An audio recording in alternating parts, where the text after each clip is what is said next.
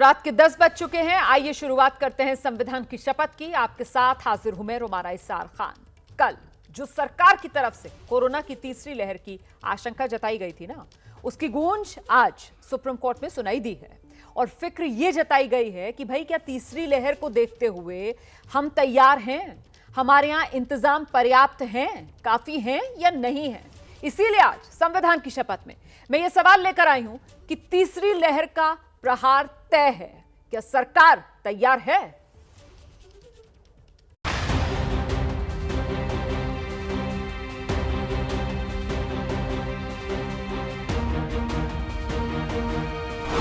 चौबीस घंटे में कोरोना के नए मरीजों की तादाद 4,12,262।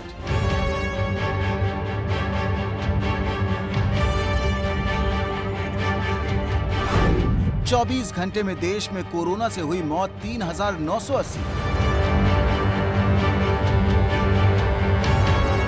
ये कोरोना की दूसरी लहर का कहर है, जिसमें 24 घंटे में ही 4 लाख से ज्यादा नए मरीज सामने आ रहे हैं। पिछले 6 दिन के भीतर ये दूसरी बार है जब 24 घंटे के भीतर नए मरीजों की संख्या 4 लाख के पार गई है। इससे पहले 1 मई को 4,01,993 नए मरीज सामने आए थे। 2 मई को देश में नए मरीजों की संख्या 3,92,000 के पार हो गई थी। 3 मई को नए मरीज आए 3,68,000 से ज्यादा। 4 मई को नए मरीजों की संख्या घटकर करीब 3,57,000 हो गई थी, लेकिन 5 मई को फिर बढ़कर 3,82,000 के पार चली गई। अब 6 मई को नए मरीजों की संख्या रिकॉर्ड 4,12,000 हो गई है। ऐसे में तीसरी लहर का नाम सुनकर किसी की भी रूह कांप जाए, क्योंकि कोरोना की दूसरी लहर इस कदर जानलेवा साबित हो रही है कि उससे लड़ने में देश में स्वास्थ्य सुविधाओं का पूरा ढांचा चरमरा गया है।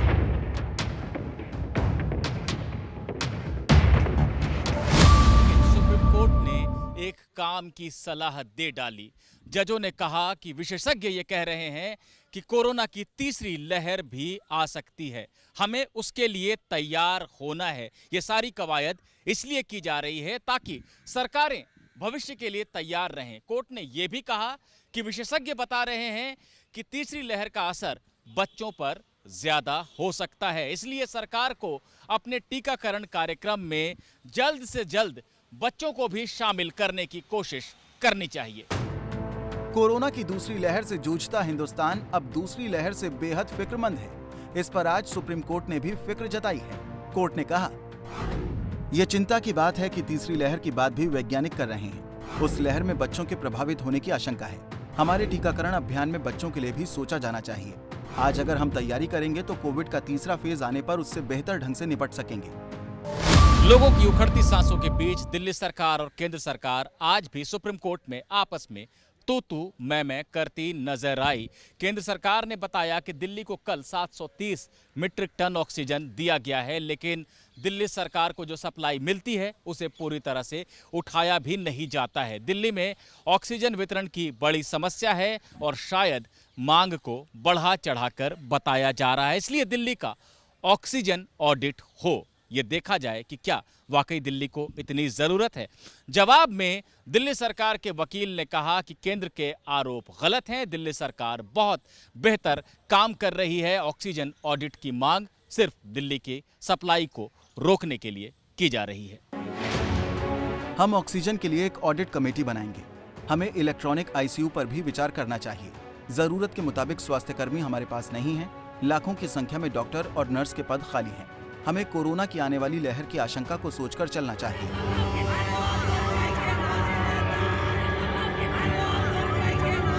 तो अब एक नया डर तीसरी लहर के रूप में सामने है। वो इसलिए क्योंकि खुद भारत सरकार के प्रधान वैज्ञानिक सलाहकार के विजय राघवन ने इसकी आशंका जताई। जरा सुनिए कोरोना की तीसरी लहर को लेकर कल डॉक्टर राघवन ने क्या कहा था। A phase 3 is inevitable, given the high levels of circulating virus.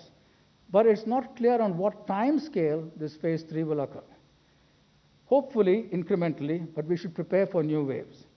Previous infections and vaccines will cause adaptive pressure on the virus for new kinds of changes which try to escape it. And therefore, we should be prepared by scientifically to take care of that. ऐसे में हर किसी के मन में ये सवाल जरूर होगा कि आखिर ये किस आधार पर कहा जा रहा है कि कोरोना की तीसरी लहर आने वाली है।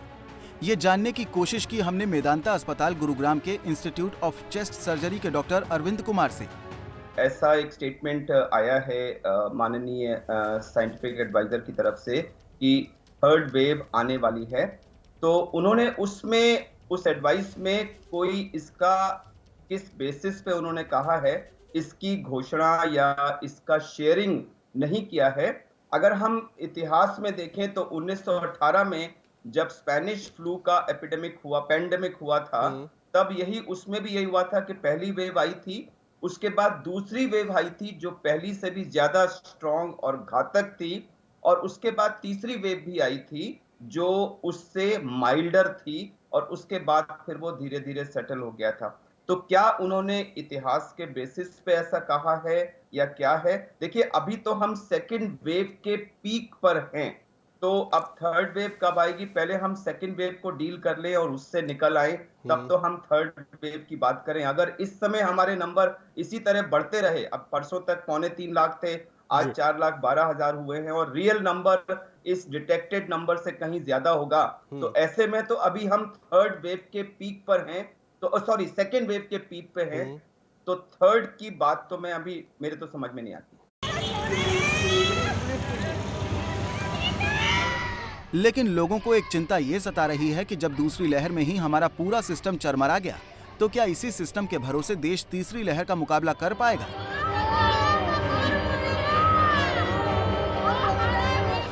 सुप्रीम कोर्ट ने ही नहीं, आज दिल्ली हाई कोर्ट ने भी इस बात को लेकर चिंता जताई। दिल्ली हाई कोर्ट ने दिल्ली सरकार की तैयारियों को लेकर कड़ी फटकार लगाई। हाई कोर्ट ने कहा, राज्य की पूरी स्वास्थ्य व्यवस्था चरमरा गई है और हकीकत सामने आ गई है। अस्पताल में आईसीयू बेड और वेंटिलेटर उपलब्ध नहीं है। कोर्ट मरीजों से ये नहीं कह सकता कि राज्य के पास स्वास्थ्य व्यवस्था चरमराई है, इसलिए आपको इलाज नहीं मिल सकता। ये जिम्मेदारी सरकारों की है कि वो मरीजों को अच्छी स्वास्थ्य सुविधाएं दें। दिल्ली सरकार शुतुरमुर्ग की तरह व्यवहार कर रही है। दिल्ली सरकार की कार्यशैली के ऊपर सवाल खड़े करते हुए दिल्ली हाई कोर्ट ने सख्त और तल्ख टिप्पणियां की। दिल्ली हाई कोर्ट ने अपने आदेश में मौलिक अधिकार 21 का भी जिक्र किया। दिल्ली हाई कोर्ट ने कहा कि मौलिक अधिकार 21 के तहत सभी नागरिकों को अच्छा जीवन जीने का अधिकार मिला हुआ है, और जरूरत पड़ने पर अच्छा इलाज मिल सके, ये भी इसी मौलिक अधिकार के अंतर्गत आता है। सरकारों की जिम्मेदारी है कि वो ये सुनिश्चित करें कि नागरिकों को जरूरत पड़ने पर अच्छा इलाज मिल सके। इस दौरान हाईकोर्ट ने टिप्पणी करते हुए यहां तक कहा, लेकिन हम तो राजनीति से ऊपर उठ ही नहीं पा रहे। हालांकि दिल्ली में ऑक्सीजन का जो प्रमुख संकट था, वो फिलहाल कोर्ट के दखल के बाद दूर हो गया है। ये बात खुद दिल्ली के सीएम अरविंद केजरीवाल ने भी प्रेस कॉन्फ्रेंस करके मानी। केजरीवाल ने कहा कि दिल्ली को वैक्सीन की भी पर्याप्त सप्लाई मिलती रहे तो 3 महीने के अंदर सबको टीका लगा देंगे। अगर 700 टन ऑक्सीजन डेली आने लग गई, मैं आपको यकीन दिलाता हूं, दिल्ली में किसी भी व्यक्ति की ऑक्सीजन की कमी की वजह से मौत नहीं होने देंगे। दिल्ली में किसी को भी ऑक्सीजन की कमी नहीं होने देंगे। वैक्सीन की कमी, सप्लाई की कमी हो रही है। अगर हमें समुचित सप्लाई मिल जाए तो जैसा मैंने आपको प्रॉमिस किया था कि 3 महीने के अंदर हम पूरी दिल्ली को वैक्सीन कर देंगे, तो अभी सप्लाई का हम इंतज़ार कर रहे हैं। वैसे सरकारी आंकड़े दिल्ली में हालात बेहतर होने का संकेत दे रहे हैं। दिल्ली में 10 दिनों में कोरोना संक्रमण की दर में 10% की गिरावट आई है। आज दिल्ली में कोरोना संक्रमण की दर 24.29% रही, जबकि 10 दिन पहले यानी 26 अप्रैल को ये 35.02% थी। सरकारी आंकड़ों के मुताबिक दिल्ली में कोरोना से ठीक होने वालों का प्रतिशत है 91.43। लेकिन तीसरी लहर की बात इसलिए भी डरा रही है क्योंकि इस बार कोरोना ग्रामीण इलाकों को भी अपनी चपेट में ले चुका है। मध्य प्रदेश के गांव में कोरोना के मरीजों की तादाद बढ़कर लगभग 2 गुना हो चुकी है। एमपी के ग्रामीण इलाकों में 28 अप्रैल तक कोरोना मरीज 28,134 थे। वो संख्या बढ़कर 57,657 हो गई है। जिन गांव में पॉजिटिव केस नहीं है, वहां मजदूरी चल सकती है सावधानी के साथ। गांव अगर पूरी तरह से हम रोक के वजह संक्रमण फैला हुआ है, उन घरों को अगर कंटेन कर दें। और गांव में एक दिक्कत और है, आपस में मिलते जुलते हैं, हमको कंटेन करना पड़ेगा उस इलाके को। 4 घर, 6 घर, 2 घर, और वो गांव की टीम कर सकती है। गांव के भाई बहन कर सकते हैं, केवल प्रशासनिक टीम नहीं कर सकती। इसलिए मैं कह रहा हूं गांव का क्राइसिस मैनेजमेंट ग्रुप वो उनको समझा है कि भैया सबको सुरक्षित रहने के लिए तुम्हारा घर में रहना जरूरी है। बिहार के रोहतास जिले के पवरा गांव में पिछले कुछ दिनों के भीतर 6 लोगों की मौत हो चुकी है। वहीं अभी भी गांव में हर परिवार में कोई ना कोई बीमार है, फिर भी न किसी तरह की जांच है और न कहीं दवा की व्यवस्था है। देखिए, सबको पता है कि कोरोना कैसे फैल रहा है, सबको पता है कि इससे बचने के लिए एहतियात क्या बरती जानी चाहिए, लेकिन 3 कृषि कानूनों के खिलाफ आंदोलन पर डटे किसान नेता इन तमाम कोरोना के खतरों को नजरअंदाज कर रहे हैं। किसान संगठनों के आह्वान पर पंजाब के किसानों का दिल्ली के बॉर्डर पर जमावड़ा बढ़ने वाला है। किसान संगठनों ने 8 मई को पंजाब में लॉकडाउन तोड़ने तक का ऐलान कर दिया है।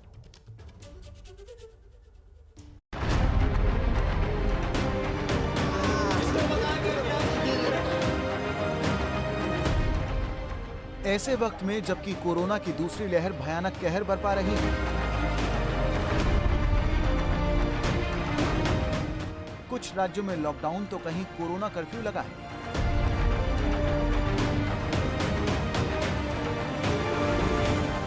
ऐसे में जबकि कोरोना प्रोटोकॉल का पालन सभी के लिए जरूरी है, पंजाब के अमृतसर से किसानों के जत्थे दिल्ली के लिए रवाना हो गए हैं। किसान मजदूर एकता जिंदाबाद, किसान मजदूर एकता जिंदाबाद। न मुंह पर मास्क है, न 2 गज का फासला है। पंजाब के किसान संगठनों के आह्वान पर किसानों के जत्थे दिल्ली से सटे बॉर्डर का रुख कर रहे हैं।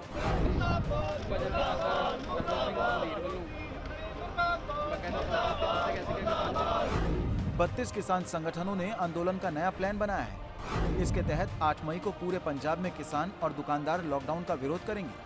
10 और 12 मई को दिल्ली से सटी सीमाओं में किसानों का बड़ा जमावड़ा होगा। ਸਾਡੀਆਂ ਪੰਜਾਬ ਦੀਆਂ ਜਥੇਬੰਦੀਆਂ ਨੇ ਫੈਸਲਾ ਕੀਤਾ ਹੈ ਤੇ ਅਸੀਂ ਸਰਕਾਰ ਦੀ ਇਸ ਲਾਕਡਾਊਨ ਦੀ ਪਾਲਿਸੀ ਦਾ ਡਟ ਕੇ ਵਿਰੋਧ ਕਰਾਂਗੇ। 8 ਤਾਰੀਖ ਨੂੰ ਜਿੰਨੇ ਸਾਡੇ ਫੀਲਡ ਵਿੱਚ ਸਾਡੇ ਵਰਕਰ ਨੇ ਉਹ ਲੋਕਾਂ ਨੂੰ ਨਾਲ ਲੈ ਕੇ ਕਹਿਣਗੇ ਵੀ ਆਪਣੀਆਂ ਦੁਕਾਨਾਂ ਖੋਲੋ, ਸਰਕਾਰ ਦੇ ਇਸ ਲਾਕਡਾਊਨ ਦੀ ਬਿਲਕੁਲ ਪਰਵਾਹ ਨਾ ਕਰੋ, ਥਾਂ ਥਾਂ ਇਕੱਠੇ ਹੋ ਕੇ ਧਰਨੇ ਮੁਜ਼ਾਹਰੇ ਕਰੋ। ਔਰ ਇਸ ਮੋਰਚੇ ਨੂੰ ਮਜ਼ਬੂਤ ਕਰਨ ਲਈ ਹੁਣ ਕਿਉਂਕਿ ਹਾੜੀ ਦਾ ਕੰਮ ਮੁੱਕ ਗਿਆ, ਅਸੀਂ ਸੱਦਾ ਦਿੱਤਾ ਹੈ ਵੀ ਹਰ ਕਿਸਾਨ ਪਰਿਵਾਰ ਵਿੱਚੋਂ हर मजदूर परिवार विचों घट्टो घट्ट 1 मैंबर इत्थे पहुंचे। पहलों वाली रौनक एक बारी फेर वधावे। 10 तारीख तो बाद इत्थे वड्डी गिनती ते लोग आना शुरू होंगे। सुना आपने, पंजाब से किसानों के जत्थे दिल्ली से सटे बॉर्डर पर पहुंचने वाले हैं, वो भी कोरोना काल में, वो भी ऐसे वक्त में जबकि कोरोना लगातार अपने पांव फैलाता जा रहा है। अकेले पंजाब में ही 24 घंटे में 8015 नए मरीज सामने आए हैं, जबकि पंजाब में 24 घंटे में कोरोना से 182 लोगों की जान जा चुकी है। पंजाब सरकार ने 15 मई तक मिनी लॉकडाउन लगाया है। इस कदर खतरनाक हालातों के बीच दिल्ली से सटे बॉर्डर पर फिर से किसानों का बड़ा जमावड़ा होने वाला है और दलील ये दी जा रही है कि सरकार अपनी नाकामियों पर पर्दा डालने के लिए लॉकडाउन कर रही है। सुप्रीम कोर्ट का अज भी बयान है, कल भी बहुत बड़ा बयान सीगा भी ये कोरोना दे विच ये ऑक्सीजन ही लोगों को सप्लाई नहीं कर सकी।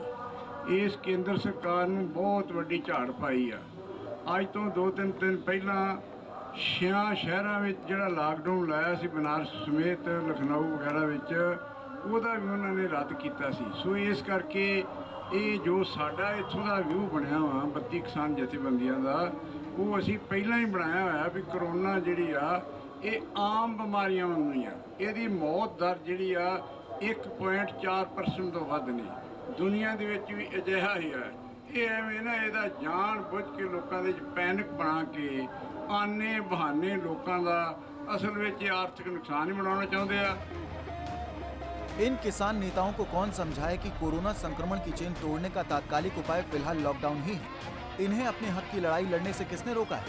लेकिन इन किसान नेताओं को सोचना चाहिए कि दिल्ली से सटे इलाकों में भीड़ जुटाकर वो न सिर्फ खुद को और अपने परिवार को बल्कि कितनी और जिंदगियों को भी खतरे में डाल देंगे। कोरोना की बीमारी है पर झूठ की बीमारी ज़्यादा लगी हुई है साडी भारत सरकार नूं ते नाल पंजाब सरकार नूं। साडियां 2 मीटिंगां हो चुकियां है बहादुरगढ़ प्रशासन नाल, एक टिकरी बॉर्डर ते एक कुंडली बॉर्डर ते। उन्होंने भी इस गल ते जोर दिता कि करोना करोना करोना करोना की आड़ दे हेठ कानून बनाए सी ते करोना की आड़ दे हेठ ये मोर्चा खत्म कराना चाहुंदे हैं। किसान नेताओं को समझना चाहिए कि सिंघू बॉर्डर और टीकरी बॉर्डर पर किसानों का और जमावड़ा होगा तो कोरोना संक्रमण का खतरा कितना बढ़ जाएगा। इस नाजुक वक्त में ये दलील हास्यास्पद ही लगती है कि आंदोलन स्थल में डटे किसान पूरी एहतियात बरत रहे हैं। और ये साडे ਲਈ एक तसल्ली वाली गल है भी ਅਸੀਂ ਜਿਹੜੇ ਸਾਡੇ ਮੋਰਚੇ ਵਾਲੀਆਂ ਥਾਵਾਂ ਨੇ ਉੱਥੇ ਅਸੀਂ ਇੰਨੀਆਂ ਪ੍ਰੀਕਾਸ਼ਨਸ ਲਈਆਂ ਹੋਈਆਂ।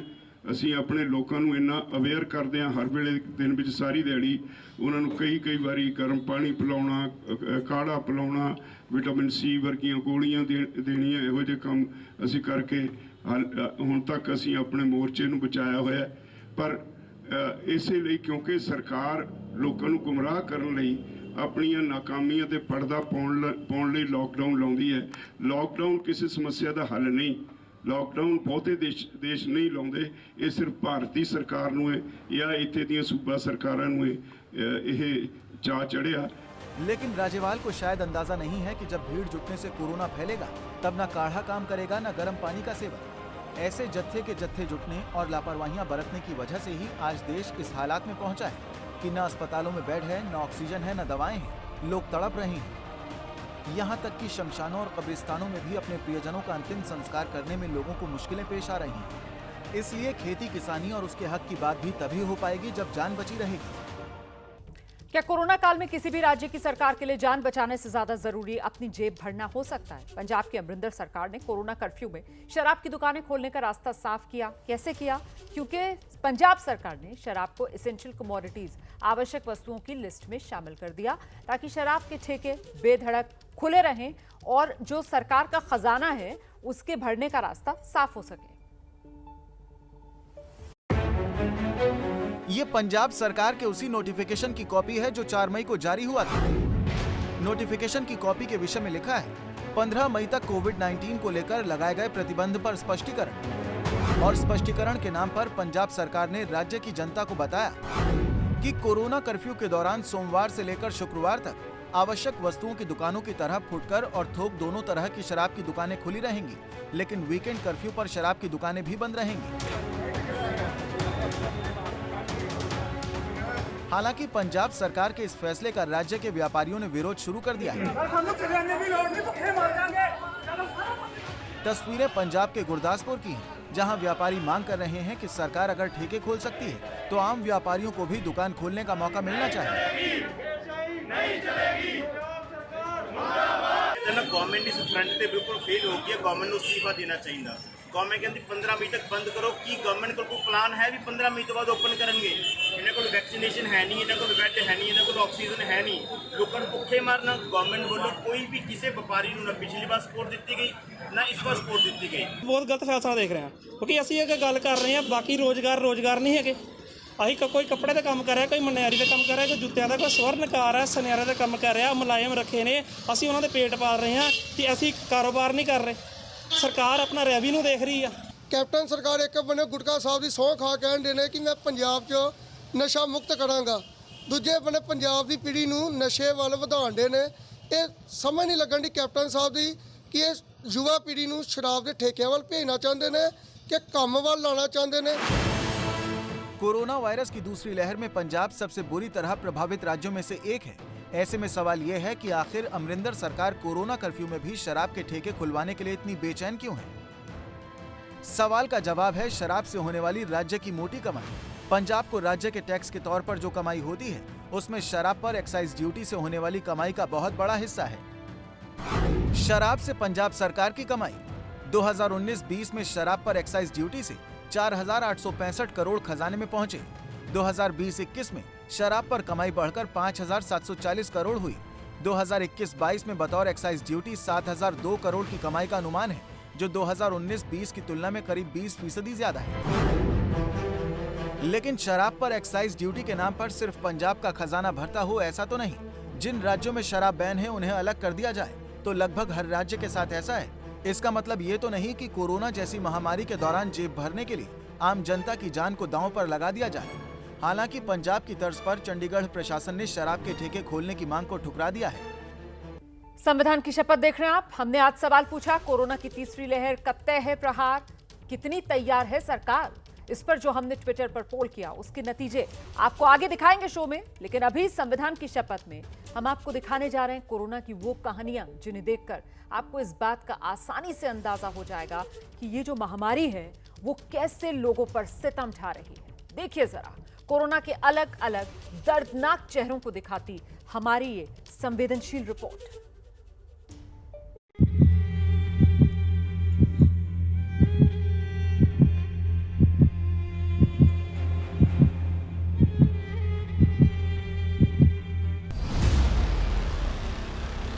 मौत का एक दिन तय है, लेकिन मौत कब आएगी ये बात कोई नहीं जान सका है।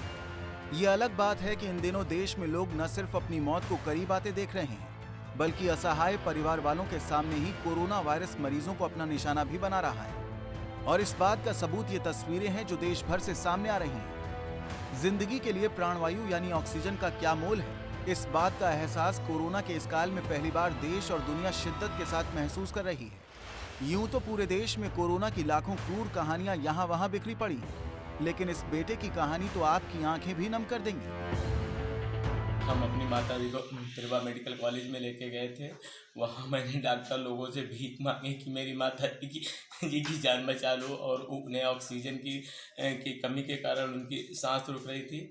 और जब डॉक्टर लोगों से ज़्यादा भीख मांगी, हमने कहा प्लीज़ भर लो, तो वो लोग उल्टा सीधा बोलने लगे कि ऑक्सीजन क्या मेरे घर में बनती है, हम नहीं जिम्मेदार हैं और इसके लिए हम क्या करें। मेरी माता जी को स्टेशन जो नीचे लिटा दिया गया, वहाँ खाम वो केवल दिखावे के लिए एक मास्क लगा दिया गया उसमें कोई, और वो जो है 5 मिनट बाद मेरी माता जी एक्सपायर हो गई। उत्तर प्रदेश के कन्नौज के राजकीय मेडिकल कॉलेज में एक गरीब बेटा अपनी मां की जान बचाने के लिए अस्पताल में मौजूद डॉक्टरों से ऑक्सीजन की भीख मांगता रहा, लेकिन उसे सांसों की ये भीख नहीं मिली और आखिरकार मां ने बेटे के हाथों में दम तोड़ दिया। ऊपर से बेबसी और बर्बादी का आलम यह कि जब बेटे ने अपना दर्द बयां किया तो बदले में मौके पर मौजूद एक डॉक्टर ने यह कहकर उसकी पिटाई कर दी कि क्या मैं ऑक्सीजन बनाता हूँ।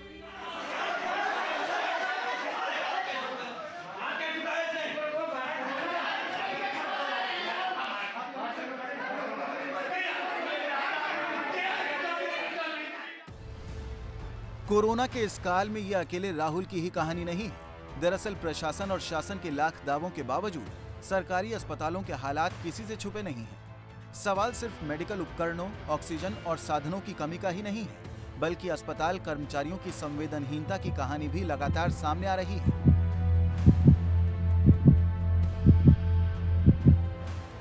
और एक ऐसी ही कहानी अलीगढ़ के दीनदयाल उपाध्याय अस्पताल की भी सामने आई है, जहां एक बेटी और अस्पताल की महिला कर्मचारी के बीच बातचीत का एक ऑडियो वायरल हो रहा है। फोन पर अस्पताल की महिला कर्मचारी ने फोन पर बेटी से कहा, यहाँ हमारे पास बहुत सारे मरीज हैं, तुम यहाँ आओ और अपनी मम्मी की देखभाल करो। बेटी ने जवाब दिया कि घर में नानी और छोटी बहन संक्रमित है और पिता की मौत हो गई है, अस्पताल आऊं या नानी और बहन को देखो। जवाब में महिला कर्मी ने कहा कि बाप की मौत हो गई है, नानी को बचाना है या मम्मी को, ये तुम देखो। रुपए में बहुत ताकत होती है, नहीं तो 2000 रुपए प्रतिदिन दो, हम माँ की देखभाल करवा देंगे। इस बातचीत से साफ दिख रहा है कि अस्पतालों में क्या चल रहा है। पैसे कमाने के चक्कर में अस्पताल कर्मी इस आपदा के समय में भी नहीं चूक रहे हैं। ये चीज़ अभी जानकारी में आई है और इस तरह की अगर कोई बात है, जैसा कि ऑडियो से साफ पता चल रहा है कि ये जो भी संबंधित कर्मचारी है, सीएम साहब उसके खिलाफ जो भी नियमानुसार कार्रवाई होगी, कठोरतम कार्रवाई करेंगे। तो एक तरफ ऐसे समय में लोगों को सिंपैथेटिक होना चाहिए, ना कि इस तरह की हरकतें करनी चाहिए, ये बहुत गलत है। कोरोना के इस काल में सरकारी अस्पतालों की बदहाली, स्वास्थ्य कर्मियों की बेरुखी और लूटमार का खौफ सा लोगों के दिलों में पैदा हो गया है, और इसका एक सबूत ये तस्वीरें भी हैं। कोरोना की ये कहानी मालवा की है, जो कोरोना के फैलते संक्रमण और बढ़ते मरीजों की वजह से ग्रामीण इलाकों में स्वास्थ्य सेवाओं को बेनकाब कर रही है। ये तस्वीर सुसनेर से पिड़ावा राजस्थान की ओर जाने वाले रास्ते पर धनियाखेड़ी गांव से करीब आधा किलोमीटर दूर की है। यहाँ संतरे के एक बगीचे में झोलाछाप डॉक्टर पेड़ पर लटकी बोतलों से कोरोना मरीजों का इलाज कर रहे हैं। खास बात यह है कि इस जगह आसपास के करीब 10 गाँव के मरीज बड़ी संख्या में आकर अपना इलाज करवा रहे थे। हालांकि कैमरे के सामने तो कोई कुछ बोलने के लिए तैयार नहीं हुआ, लेकिन दबी जुबान से सभी ने ये कहा कि उन्हें डर है कि सरकारी अस्पतालों में अगर इलाज कराने गए तो कोरोना वार्ड में भर्ती करा दिया जाएगा, और इसी खौफ के चलते ग्रामीण क्षेत्र के लोग झूलाछाप डॉक्टरों पर भरोसा करके अपनी जान जोखिम में डाल रहे हैं। सन के निर्देशानुसार अपन निजी चिकित्सकों पर या जो झोला छाप जो बिना डिग्री के बिना किसी अनुभव के इलाज कर रहे हैं गाँव में, इनके ऊपर कार्रवाई की गई थी कल, और इनको समझाई दी गई कि लोगों का सही सलाह दें ताकि अस्पताल जाकर के लोग अपने जांच कराएं। जिनको सर्दी खांसी बुखार है, सांस लेने में तकलीफ है, ऐसे मरीजों को अस्पताल भेजें, और यहाँ पे जब जांच हो जाए उसके बाद अगर नेगेटिव आता है तो फिर इनकी जांच कराएं। कहीं अस्पताल में बेड नहीं, कहीं दवाई नहीं, तो कहीं ऑक्सीजन की किल्लत से मरीजों की जान जा रही है। कोरोना की ऐसी क्रूर कहानियों के बीच कुछ ऐसी कहानियां भी सामने आ रही हैं जिन्हें देखकर आपका मन भी दुख और गुस्से से भर जाएगा। एक तरफ जहां कोरोना मरीज ऑक्सीजन की किल्लत से मर रहे हैं, वहीं दूसरी तरफ देश के कई इलाकों में लोग आपदा में अवसर ढूंढते हुए ऑक्सीजन की ब्लैक मार्केटिंग कर रहे हैं।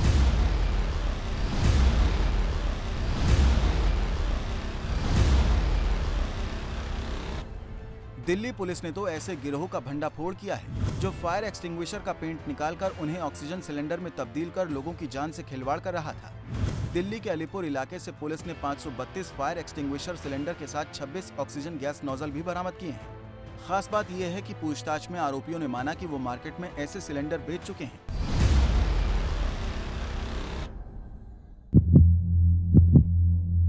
देश में कोरोना संक्रमण के बीच ऑक्सीजन की कमी से मौत का आंकड़ा बढ़ता जा रहा है। कोरोना के हाहाकार के बीच शासन प्रशासन मानो आंखें मूंदे बैठा है, तो वहीं कोरोना मरीजों के लिए अनजान लोग किसी फरिश्ते की तरह काम कर रहे हैं। कोरोना की ऐसी ही एक कहानी बेंगलुरु की है, जहां अमित की टीम कोरोना मरीजों तक ऑक्सीजन पहुंचाकर उन्हें नई जिंदगी दे रही है। फ्रैंकली स्पीकिंग, बैंगलोर सिचुएशन अब पहले की तरह नहीं रही, थोड़ा सीन यहाँ पे क्रिटिकल हो गया है, बट हम पूरी कोशिश कर रहे हैं कि मैक्सिमम ऑक्सीजन पहुंचा सके मैक्सिमम लोगों तक। हम एक बाइक रेंटल कंपनी है जो आउट ऑफ ऑपरेशन है because of lockdown, so we have put all our resources in making oxygen reach to people's home, which is the most important thing right now. Team is growing bigger every day. हम critical hours में operate करते हैं जो कि रात के 12 और सुबह से 6 बजे का होता है, जहाँ बहुत कम लोग ऑपरेट करते हैं। दरअसल लॉकडाउन के दौरान जब अमित का रेंटल बाइक का काम बंद हो गया, तो इन बाइक का इस्तेमाल कर swag bikes emergency oxygen supply team बना ली।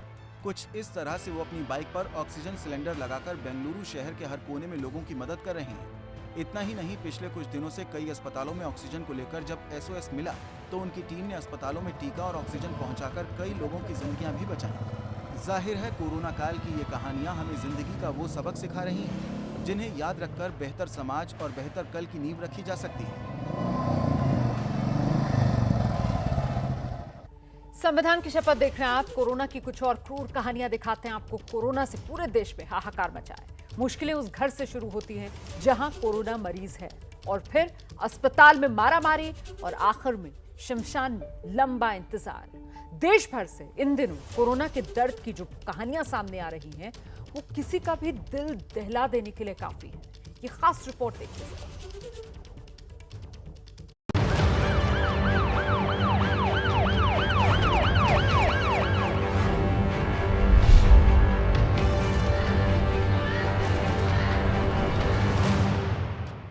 देश की राजधानी हो या फिर दूर दराज का कोई शहर या फिर गांव, ये तस्वीरें गवाही दे रही हैं कि इंसान एक एक सांस के लिए कैसी कीमत चुका रहा है।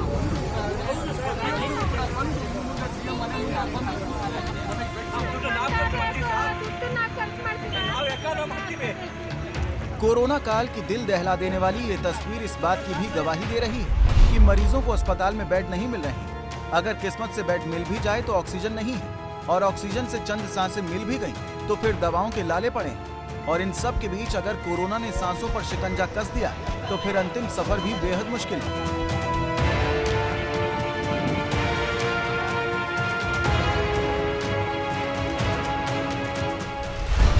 अस्पताल में इलाज के लिए लंबे इंतजार के बाद शमशान में भी लंबी कतारें लग रही हैं। अंतिम संस्कार के लिए इंतजार अब दिनों दिन लंबा होता जा रहा है।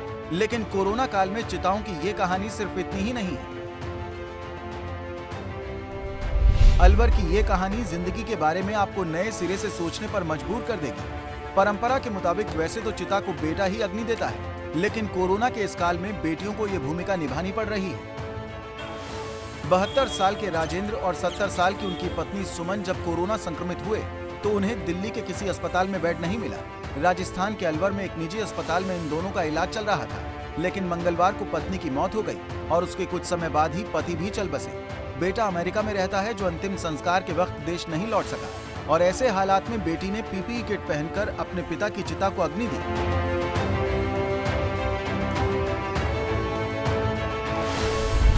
कोरोना का ये काल हमारे समाज पर भी गहरा असर छोड़ रहा है। हालत ये है कि कोरोना से मौत के बाद अपने ही अंतिम संस्कार से बच रहे हैं, लेकिन रिश्तों में आ रही इन दूरियों के बीच कुछ लोग ऐसे भी हैं जो धर्म और जाति के तमाम बंधनों को तोड़कर इंसानियत में एक बार फिर लोगों का विश्वास जगा रहे हैं। ऐसी ही एक तस्वीर मध्य प्रदेश के बिलासपुर से सामने आई है। दरअसल कोरोना के खौफ से शहर में बस स्टैंड के पास एक वृद्धा की लाश कई घंटों तक पड़ी रही। तारबाहर के टीआई कलीम खान ने पता किया तो मृतक की पहचान चंदाबाई के तौर पर हुई, लेकिन उसका कोई परिजन नहीं था। लिहाजा कलीम खान ने कुछ मुस्लिम युवकों की मदद से राजकिशोर नगम मुक्तिधाम में वृद्धा की हिंदू रीति रिवाज के साथ अंतिम संस्कार किया। पता न चलने पर हम चूँकि शव का ससम्मान हम उसका अंतिम संस्कार करना चाहते थे। इसी बीच नगर निगम की टीम को सूचित किया गया। नगर निगम की टीम के दौरान ही वहाँ पर कुछ युवक जो बेसहारा लोगों को भोजन देते हैं, उनकी एक टीम पहुंची, जिसमें सभापति नगर निगम के हैं, उनके जो पुत्र हैं दुलारे, उनकी टीम आई हुई थी। उनसे हमने अपील की तो उन लोगों ने सहर्ष से स्वीकार किया। पुलिस और उनके दोनों के संयुक्त सहयोग से हम लोगों ने तत्काल कफन दफन की व्यवस्था की। और चूंकि महिला के संबंध में जानकारी मिली थी कि वो हिंदू धर्म से, तो बाकायदा हिंदू धर्म के रीति रिवाज से हम लोगों ने उनका ससम्मान अंतिम संस्कार किया। कहीं अंतिम संस्कार का रिवाज बदल गया तो कहीं अंतिम संस्कार का सफर ही मुसीबत बन गया।